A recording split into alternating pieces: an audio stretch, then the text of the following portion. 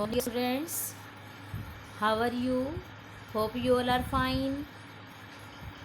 Today we will do topic trade payables and other terms up to investment in the chapter basic accounting terms. Page number 2.10, term is 20th term trade payables.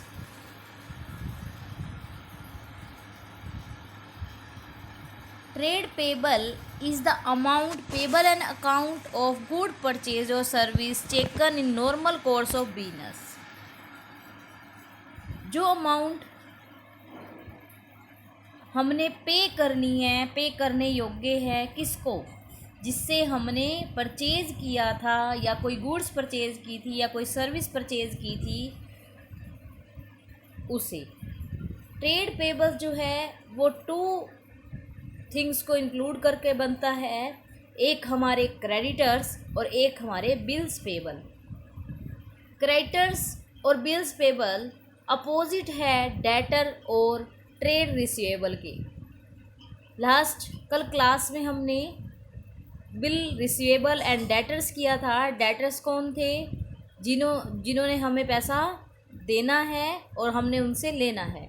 Same यहाँ हमने देना है, जैसे debtors को हम cell करते हैं, creditors से हम परचेज करते हैं। जब कोई सप्लायर कोई गुड्स को हमें सेल कर देता है, हमने उससे परचेज किया है और हमने उसकी कैश पेमेंट ना करके उसको क्रेडिट में ले लिया है, उधार में ले लिया है, तो वो हमारा क्या कहलाता है? जिन्हें हमने पैसा देना है वो हमारे क्रेडिटर्स हैं। The term creditors represent those person or firm from whom good have been purchased or service procured on credit and payment has not been made to them. अभी तक उसकी पेमेंट जो है वो नहीं की है। Some money is still owing to them. For example, if goods worth 50,000 are purchased from Govind on credit. जब कुछ गुड्स जो हैं वो हमने गोविंद से 50,000 की गुड्स क्रेडिट में परचेज की, तो if he will continue to remain the creditor of the firm, तो वो हमारा क्रेडिटर बन जाएगा जब तक कि उसकी पूरी पेमेंट जो है full payment is not made to him. Next हमारा आता है क्या? Bills payable. क्या है बिल्स पेबल? जो पर्सन हमारे क्रेडिटर्स हैं, हम उनको एक टाइम दे देते हैं कि एक स्पेसिफिक पीरियड दे देते हैं कि इस फ्यूचर डेट पर हम आपकी मनी जो है वो रिटर्न कर देंगे या आपकी मनी को पे कर देंगे, तो वो उसके नाम पर एक बिल लिख देता है। जब हम डेटर के नाम पर बिल लिखते थे तो वो बिल रिसीवेबल बनता था। यहाँ दूसरा पर्सन जो क्रेडिटर हमारे लिए है वो खुद क्या है, हम उसके क्या है, डेटर्स, वो बिल को ड्रॉ करता है, हम एक्सेप्ट करते हैं। तो जो पर्सन एक्सेप्ट करता है वो उसके लिए क्या हो जाता है? बिल्स पेबल हो जाता है। तो एक स्पेसिफाइड डेट पर देने के लिए हम एक बिल के ऊपर सिग्नेचर कर देते हैं, तो वो बन जाता है बिल पेबल। नेक्स्ट हमारा है गुड्स। और हम अगर बात करें ट्रेड रिसीवेबल की या ट्रेड पेबल्स की, तो ट्रेड पेबल्स जो है वो इन दोनों का जोड़ है, क्रेडिटर और बिल्स पेबल का। गुड्स की बात करें तो गुड्स वो चीज़ हैं जो कि हमने सेल करने के, रीसेल करने के पर्पज से परचेज की हैं। Goods include all those things which are purchase for resale और which are use producing the finish product which are also mean to be sold. हम या तो उसे बनाएंगे, बनाने के बाद फिर से बेचेंगे, या फिर हम बना बनाया लाएंगे और फिर बेच देंगे। For a furniture dealer, purchase of chairs table is termed as goods, while for other it is furniture at termed as an assets. अगर पर्सन सेल करने के पर्पज से फर्नीचर अपनी शॉप पर ला रहा है, चेयर्स टेबल्स का बिजनेस है उसका, तो वो उसके लिए गुड्स कही जाएंगी। लेकिन अदर पर्पज के लिए कहने का मतलब है कि वो अगर अपने कस्टमर्स को बिठाने के लिए जो फर्नीचर ला रहा है वो उसकी एसेट कही जाएगी, प्रॉपर्टी कही जाएगी। Similarly for a stationery trader, stationery is goods, same as cloth is a goods for cloth traders.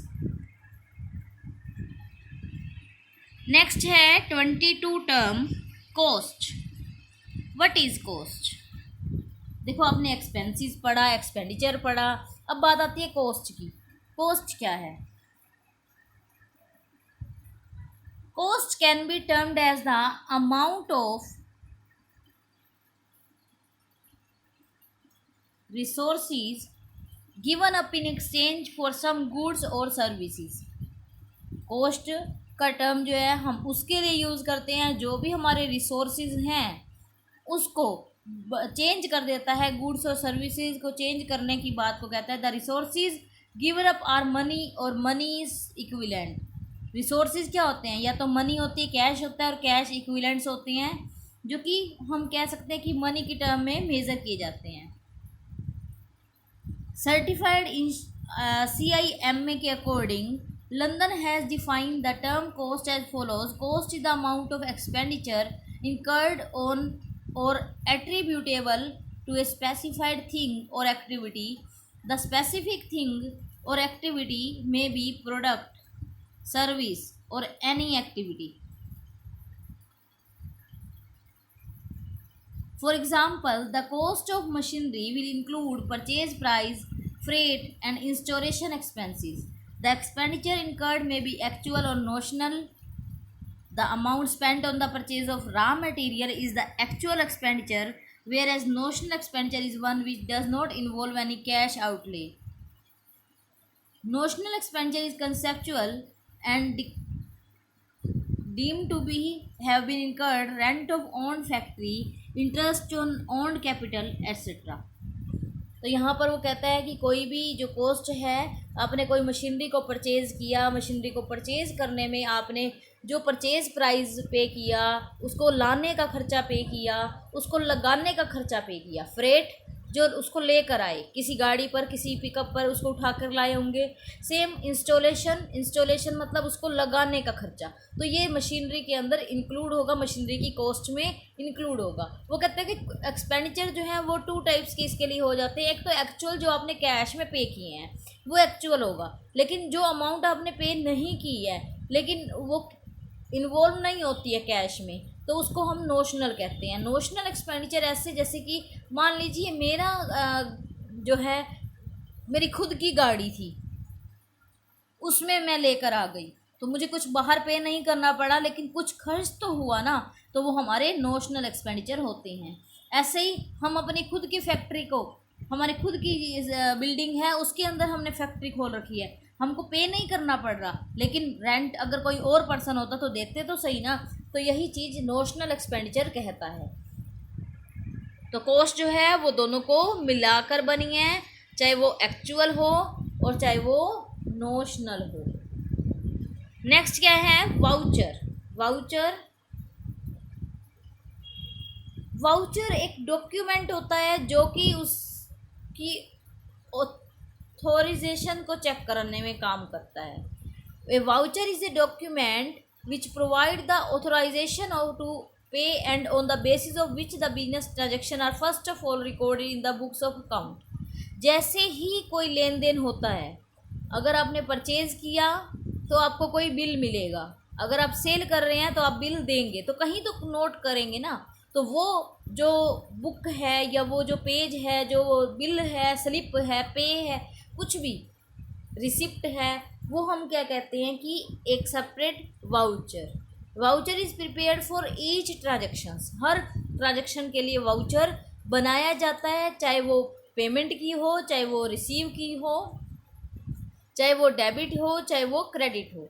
The form of a voucher varies from firm to firm since voucher are printed separately by different firm in their own name. आपने देखा होगा कि हर company, हर businessman, हर जो हमारे जो भी person businessman होता है वो क्या करते हैं, वाउचर जो है अपने बुक के, अपने नेम से अपने बिजनेस के जो है एक बुक बनवाते हैं, वो बुक जो है वाउचर बुक कही जाती है। स्पेशली प्रिंटेड कराए जाते हैं खुद के नाम से, और कोई भी बिल, कोई भी रसीद देनी होगी तो उस नाम पर सिग्नेचर करके दिए जाते हैं, तो वो हमारे क्या कहलाते हैं? वाउचर। मतलब वाउचर एक डॉक्यूमेंट है जो ऑथराइजेशन से पे किया जाता है कोई भी बिजनेस ट्रांजेक्शन होती है तो सबसे पहले एंट्री उसी के अंदर नोट की जाती है। नेक्स्ट है डिस्काउंट। क्या होता है डिस्काउंट? सभी को पता है। डिस्काउंट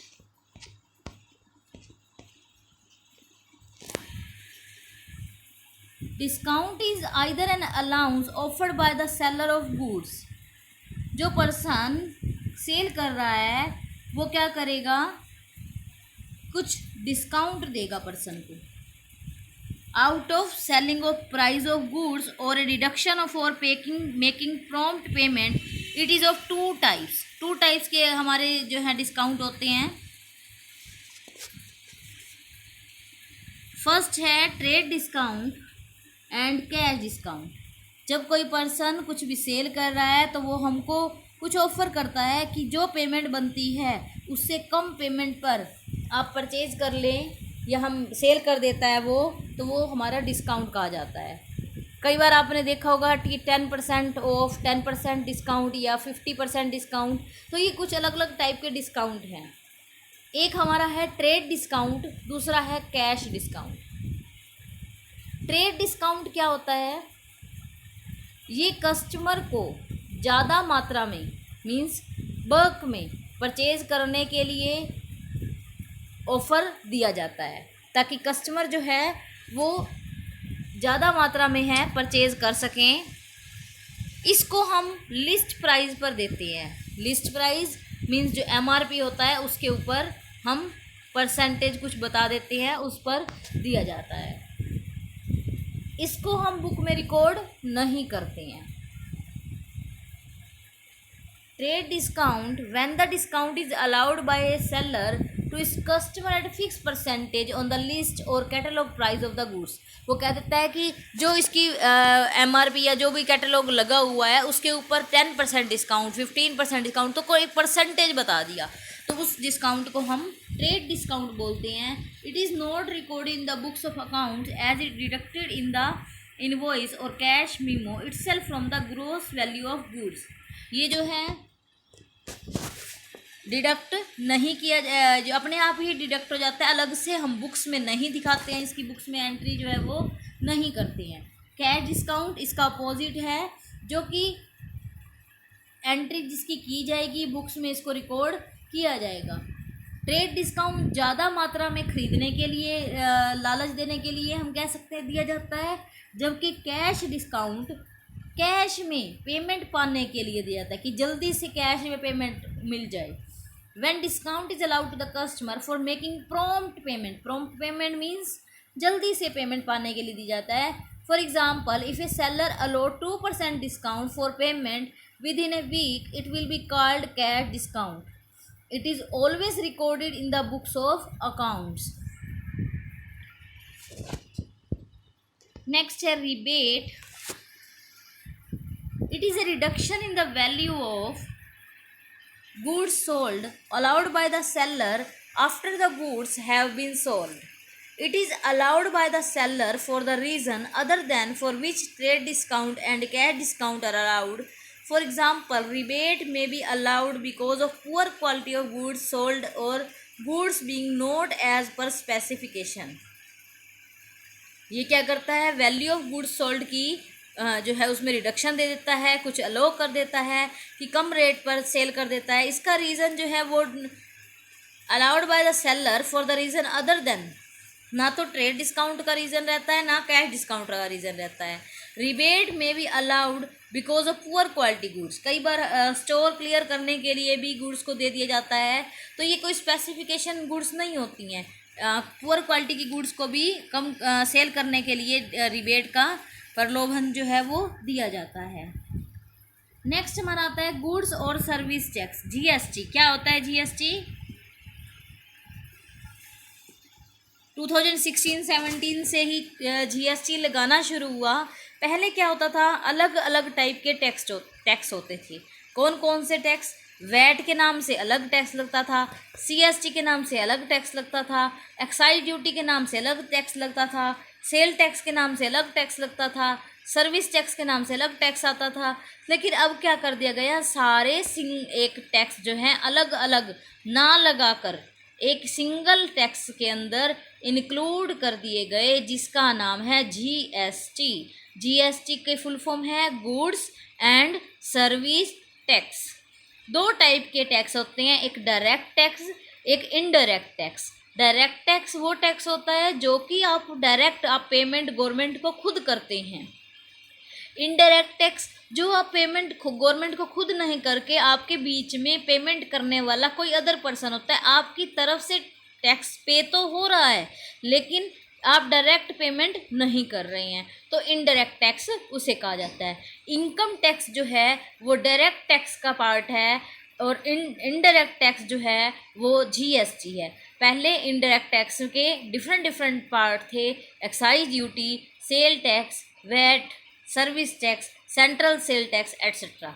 लेकिन अब सारे टैक्स जो हैं वो एक ही टैक्स के अंदर मर्ज हो चुके हैं जो कि जीएसटी कहलाता है। जीएसटी परचेज के टाइम पर पे कर दिया जाता है और सेल के टाइम पर कलेक्ट कर लिया जाता है। नेक्स्ट क्या है 27th entry, when a transaction और event is recorded in the books of called entry. Entry क्या है, जब भी कोई लेन देन ट्रांजैक्शन, कोई भी हमारे बिजनेस में कुछ भी लेन देन होगा, मैंने 500 रुपये का माल ख़रीदा, मैंने 500 रुपये का रेंट दिया, मैंने सैलरी दी, मैंने कमीशन दिया, कुछ भी लेन देन हो रहा है, हम एक पेन परचेज करके लाए, हमने रिफ़्रेशमेंट के एक्सपेंसेस दिए, कोई भी लेन देन हो रहे हैं, पैसा खर्च हो रहा है या आ रहा है, तो वो हमारी ट्रांजैक्शन कहलाती है। अब ट्रांजैक्शन को जो बुक्स में रिकॉर्ड करते हैं तो वो क्या कहलाती है, एंट्री। नेक्स्ट क्या है, बैड डेट्स। क्या है बैड डेट्स? बैड डेट्स हमारे हैं, नाम से क्लियर हो रहा है, bad debts. Debts means short form में डेटर्स, या हम कह सकते हैं कि जो डेटर थे उन्होंने जो पैसा लिया हुआ है वो हमारा डेब्ट्स। बैड डेट्स मतलब ऐसे डेटर्स जो हमारे पैसे को वापस नहीं करेंगे, हमारा पैसा डूब गया, इसको हिंदी में बोलते हैं डूबत ऋण। डूबत ऋण मतलब जो उन्होंने उधार लिया था वो हमारा डूब गया, तो वो हमारे बिजनेस के लिए क्या हो जाता है, लॉस हो जाता है। इसको हम एक तरह से एक्सपेंसेस की तरह नोट करते हैं, इसको हम प्रॉफिट एंड लॉस अकाउंट में डेबिट करते हैं। अब ये डेबिट और क्रेडिट होता क्या है वो आपको आगे क्लियर करेंगे, बस आप अभी इतना समझ लीजिए कि बैड डेट्स वो जो हमारा पैसा नहीं देंगे, वो हमारे बिजनेस का लॉस हो गया। बस इतनी सी बात समझनी है आपको। आगे जब हम करेंगे क्लियर तो सारे टॉपिक आपके पीछे जो यहाँ अभी क्लियर नहीं हो रहे होंगे वो हो जाएंगे। इंसॉल्वेंट, इंसॉल्वेंट क्या होता है, ए पर्सन और an enterprise which is not in a position to pay its डेब्ट इज कॉल्ड इंसॉल्वेंट। एक पर्सन और एक एंटरप्राइज जो कि अभी पे करने की पोजीशन में नहीं है, ना ही वो करेगी, तो वो क्या है, इंसॉल्वेंट मीन्स दिवालिया हो जाना। कई बार ऐसे कहते हैं ना कि तेरा दिवालिया निकल गया, मीन्स आप इतने डूब गए हो, आप कर्ज में डूब चुके हो कि आप पे नहीं कर पाओगे। तो एक पर्सन भी हो सकती है, कोई कंपनी भी हो सकती है जो कि अब आपके अपने ऋण को, उधार को पे नहीं कर सकती, तो पे करने की हालत में नहीं है, वो इंसॉल्वेंट कही जाती है। इंसॉल्वेंट का अपोजिट सोल्वेंट, जो पर्सन पे करने की हालत में है वो सोल्वेंट। नेक्स्ट क्या है, स्टोर। स्टोर किसको कहते हैं, the term store is use to denote material held by an enterprise for the purpose of consumption in the business and not for resale. आप अपने ही घर में स्टोर बनाते हैं जहां हमारे ज़रूरत का सामान होता है, हमारे को कभी भी कुछ भी काम करने में उसकी हेल्प मिलती है। सेम यहाँ भी बिजनेस में भी स्टोर्स होंगे। स्टोर्स में हम क्या रखेंगे, ऐसा मटेरियल जो हमारे मशीनरी के पार्ट, कोई पैकिंग मटेरियल, कोई लुब्रिकेंट्स, कोई ऑयल जिसको मशीनरी में डालने के लिए, या कोई भी टूल्स वगैरह, तो वो हमारे स्टोर कहे जाते हैं। उसको हम सेल करने के पर्पज से नहीं लाते हैं। रिवेन्यू, रिवेन्यू क्या है, वो इनकम जो आपकी रेगुलर इनकम हम कह सकते हैं, बार बार सेल करना हमारा बार बार काम है, तो सेल करने से आने वाला पैसा हमारी रिवेन्यू कहलाती है। ध्यान रहे रिवेन्यू में हम सारे पैसे को लेते हैं, चाहे वो कॉस्ट भी इंक्लूड क्या हो ना हो। मीन्स हमने अगर गुड्स को सेल किया तो गुड्स से आने वाला सारा पैसा हम रिवेन्यू कहते हैं। It also include receipt of rent, commission, dividend, interest etcetera. Revenue is related with the day-to-day affair of the business and should also be regular in nature. As the amount of capital introduced by the proprietor or borrowing loan is not revenue. अगर आप capital और लगाते हैं या capital से आने वाला पैसा या उधार में लोन लेते हैं तो वो आपकी रिवेन्यू नहीं कही जाती है। आप जो काम कर रहे हैं और आपका बिजनेस जिस चीज़ का है या आपको रेंट रिसीव हो रहा है आपकी बिल्डिंग का, तो वो सारा आपका रिवेन्यू कही जाएगी। रिवेन्यू फ्रॉम ऑपरेशन, अब आपका काम क्या है, सेल करने का है, तो सेल से होने वाली जो इनकम है रिवेन्यू कहेगी। इनकम नहीं कह सकते हम, इनकम में तो वो हम लेस कर देते हैं हमारी कॉस्ट को, कि जितने की गुड्स आई थी उसको लेस कर देते हैं। रिवेन्यू में क्या आएगा, जो भी सेल करने पर पैसा सेल की वजह से आया वो हमारे रिवेन्यू फ्रॉम ऑपरेशन कही जाती है।